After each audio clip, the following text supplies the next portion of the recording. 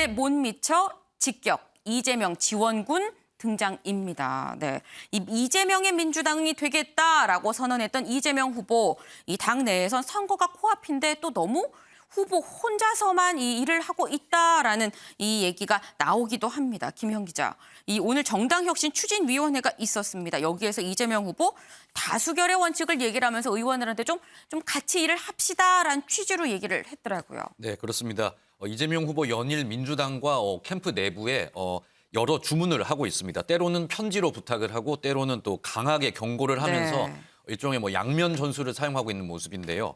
오늘은 당 혁신기구 출범위에 참여석을 해서 민주당 혁신해야 한다. 이렇게 좀 강하게 자신의 생각을 좀 보였습니다. 먼저 이재명 후보 이야기 들어보겠습니다. 저는 민주주의 사회에서 대화와 타협을 통해서 일정한 합의와 결론을 이끌어내는 것이 바람직하다고 생각합니다. 그러나 그것이 합의와 타협이 합리적 결론을 이뤄내기 위한 것이 아니라 자신들의 정치적 이익을 고수하기 위한 발목 잡기, 또 그 극복을 위해서 다수결의 원칙이라고 하는 하나의 원리도 작동한다고 생각합니다. 그래서 의석수가 또 중요한 것이고 국민들은 거기에 대해서 일정한 책임을 묻고 또 권한을 부여한다고 생각합니다. 우리가 위성정당이라고 하는 아주 기상천외한 이 편법으로 여야가 정말 힘들어 합의한 대의민주주의 체제가 실제로 한번 작동도 못 해보고 다시 후퇴해버린 것 같습니다. 국민들의 주권 의지가 제대로 정치에 반영될 수 있도록 위성정당을 불가능하게 만드는 조치들도 필요하지 않겠냐는 생각을 합니다. 네, 이재명 후보 오늘 민주당이 국민들의 기대에 미치지 못하고 있다. 이렇게 냉정하게 현실을 평가했습니다. 민주당의 현 상황을 평가한 건데요. 제가 또 이재명 후보 제가 전국을 유세하면서 메타버스 타고 전국 유세하다 보니까 만난 사람들이 더불어민주당 너무 커졌다, 느려졌다, 기득권이 된 거 아니냐 이런 말들을 제가 들었다면서 의원들을 향해서 대신 경고를 날리는 모습도 보였는데요. 네. 또 방금 앞서 보신 것처럼 위성 정당은 만들지 못하게 해야 된다. 이런 얘기도 했어요.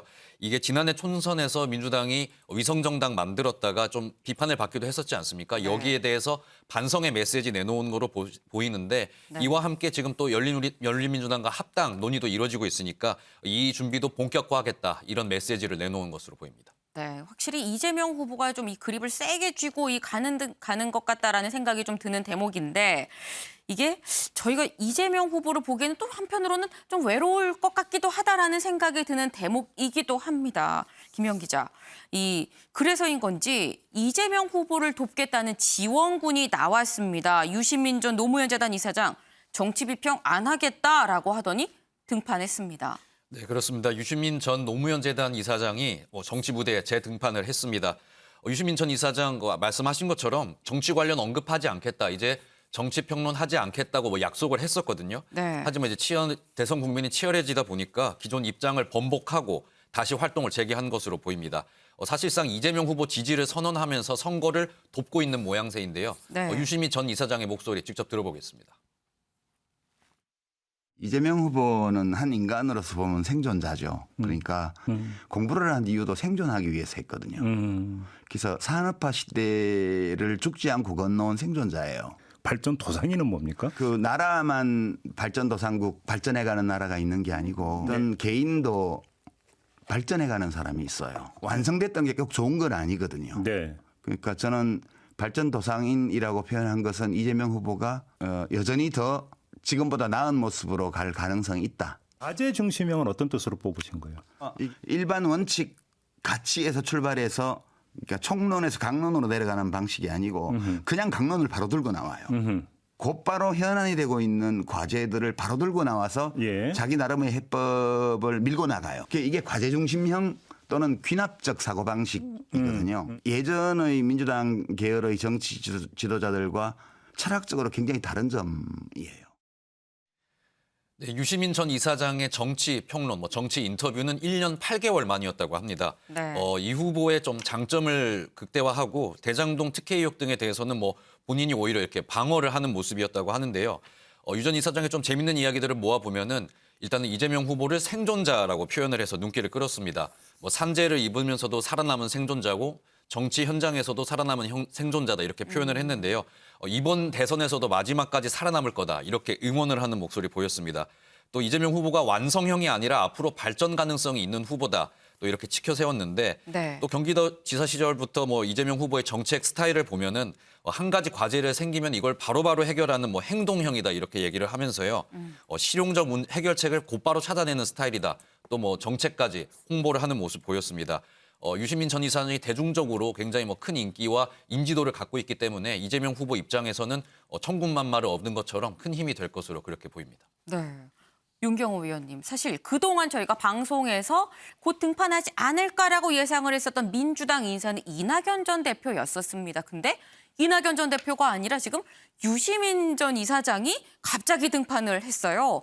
왜 등장을 한 걸까요? 그만큼 지원군이 필요한 상황인데 그 지원군이라는 게 민주당에 직접 발을 담고 있었던 분들은 지원군이 되기가 어렵죠. 이미 뭐 민주당 안에 있으니까. 특히나 이낙연 전 대표, 뭐 정세균 전 총리 이런 분들은 경선에 같이 뛰었고 더 중요한 건 민주당의 핵심 뭐 인사들이었고 네. 더군다나 문재인 정부의 또 핵심 인사들이고 그러니까 지금 정권 교체론을 자꾸 얘기하는 야당 네. 쪽에서는 이낙연, 정세균 이런 분들이 만약에 들어오면 문재인 정부의 재판이다라는 공격을 하기가 쉽죠. 이제 그런 점에서 아까 김현 기자의 리포트 중에 1년 8개월 만이라고 얘기를 했네요. 유시민 씨가 이미 정치평론을 안 하겠다라고 했던 게 네. 벌써 그렇게 오래된 거라면 대중들에게 상당히 지금 거리를 두고 있잖아요. 유시민 네. 씨는 또 민주당에 직접 발을 딛지는 않았죠. 지금 민주당은 이재명이라는 대선 후보 한 사람이 기존의 집권 지금 문재인 정부를 바치고 있는 여당인 민주당의 현역 의원들 169명이라고 하지 않습니까? 네. 거기에 그대로 이재명이라는 개인만 딱 들어와서 선대위 그다음에 이 차기 대선 이걸 준비하고 있는 그런 모습이에요. 그러다 보니까 외연이 좀 확장되고 이런 거에는 좀 제한이 있는 거 아닌가. 그런 점에서 제가 기회 될 때마다 민주당이 뭔가 변화를 보여주려면 외부 인사들을 좀 과감하게 데려와서 간판으로 내세울 필요가 있지 않겠느냐. 그런 점에서 저는 유시민 씨가 저렇게 발을 디뎠다면 차라리 지금 이재명 선대위에 유시민 씨가 아예 그냥 참여를 한다면 그렇다면 그쪽 지지하는 세력층에서는 굉장히 큰 힘이 되지 않을까 싶은 생각이 들어서요.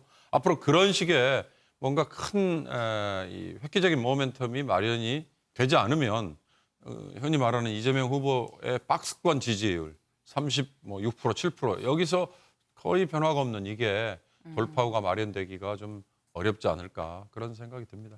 네.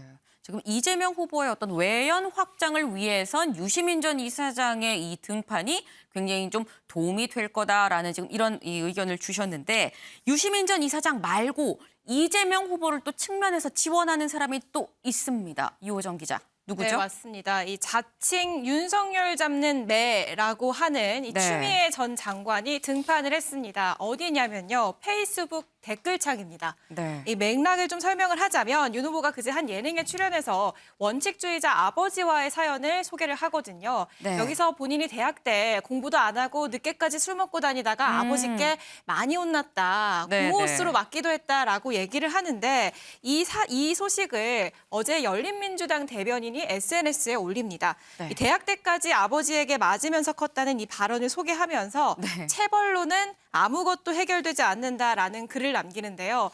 이 글의 댓글창에 추 전 장관이 등판을 한 겁니다. 별다른 말은 없었고요. 지금 보시는 사진 한 장 딱 올렸는데요. 네. 보시는 것처럼 본인의 얼굴과 윤석열 후보의 얼굴이 합성된 사진입니다. 본인은 앉아서 회초리를 들고 있고요. 윤 네. 후보는 종아리를 걷고 있는 이런 사진을 게재한 상황입니다.